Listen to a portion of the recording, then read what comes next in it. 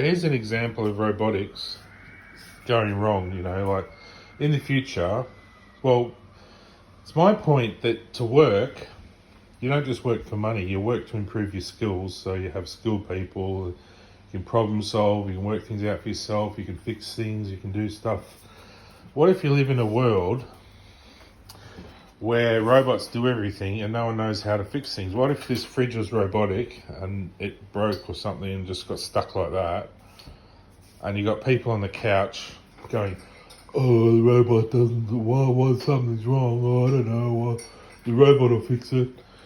And it's like, what happens if that gets left like that, and then the fridge overheats, and then blows up and burns down your house? You got to have skilled workers, people with skills who haven't just turned to vegetables, sitting there going, "Well, the robot will do it. Oh, well."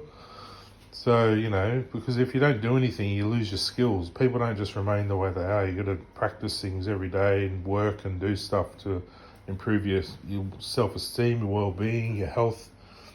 So you can come over and go, "Oh yeah, I'm a technician. I know about fridges. I think you got to do that. Close the door." So then it's all good. Anyway, so yeah, that's just, I'll turn around. That's just my point, that we don't just work for money. We don't have the money to get the job, so that's why we need to increase payments to everyone to live up to this living standard that we're supposed to be living up to. But we don't have the skilled workers and the people in the community skilled enough to work on the space age, to do all this stuff. We're relying on a small percentage of people to do everything. The rest of us are getting left behind, or all the necessary people to do all these things. Like, look at Schindler's List, when that lady comes along and he goes, "Oh no, kill her, she's no good, she's sick, she's too frail, too small." And Schindler comes along and he goes, "Oh no, she's got small hands, she can go inside the pipes and wipe the inside of the pipes with her little hands, and she's an essential worker." So, we're all essential workers, a lot of people in the community are very smart, with good ideas, left behind, mental health, other diseases, other problems, because they don't have enough money to live. And you might say, "Oh, you got to work for every cent," but you don't have the money to get the jobs. So we've been through crises and that. All the families are all jumbled up, mixed up. Everything's wrong. Everything's out of place. No one's really in love. Everyone's just around trying to root themselves stupid, and it's really not conducive to a healthy planet. So I just think it needs fixing up. So I'll try not to say too much more about it, but it's where we're at. We're at a loggerhead sort of, what do we do? Keep doing meaningless stuff that really goes nowhere. I've done it for years, courses and that, and stuff goes nowhere. And you got to get out and get a job and get working and build your skills and pay your way. But you need the money to do that, to get going. You need somewhere decent to live. You can't live in an environment that's unhealthy for you and makes you stress and suffer. Like, these places look good on surface, but really they're just, I went out there the other night, all the windows doesn't work now, it's broken, the wind's howling through the bloody place, you can't sleep well. And it's not just that, it's a lot of things, the whole environment's wrong for me. But anyway, I won't keep whinging about it, it's just where we're at. So people say, "The answer, go get a job." It's like, yeah, but I don't have the skills to know how to do that. So you need the money to buy the things you need, to get the skills to get onto there,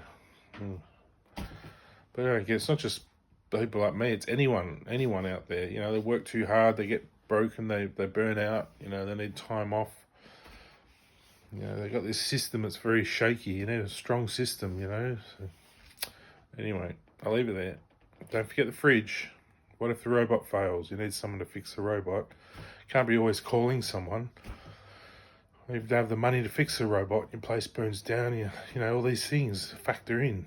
So you got to be able to fix things yourself. You got to have the skills to do it.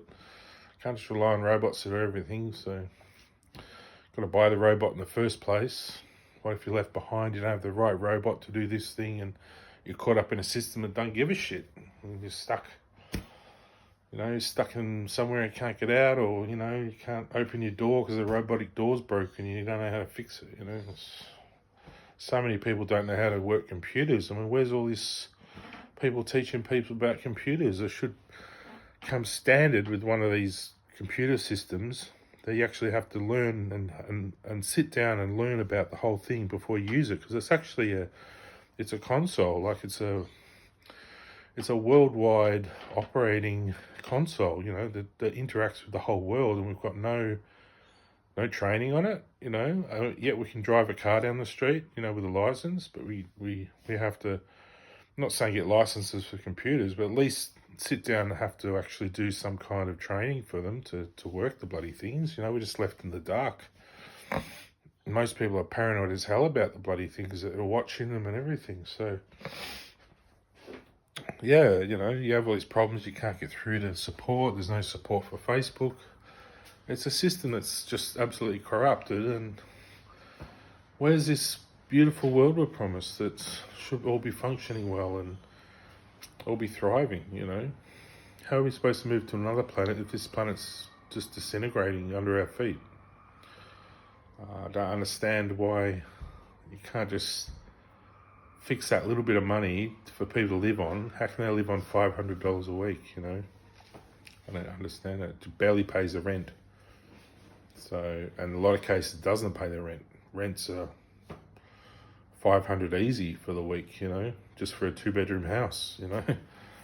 And that's without your kids, without everything else. And you say, oh, I'll get a great job. It's like, yeah, but again, you're back in the same loop. You don't have the skills to get the job to pay your way, and the jobs aren't out there. No one's, you got all these empty shops everywhere. It's frustrating.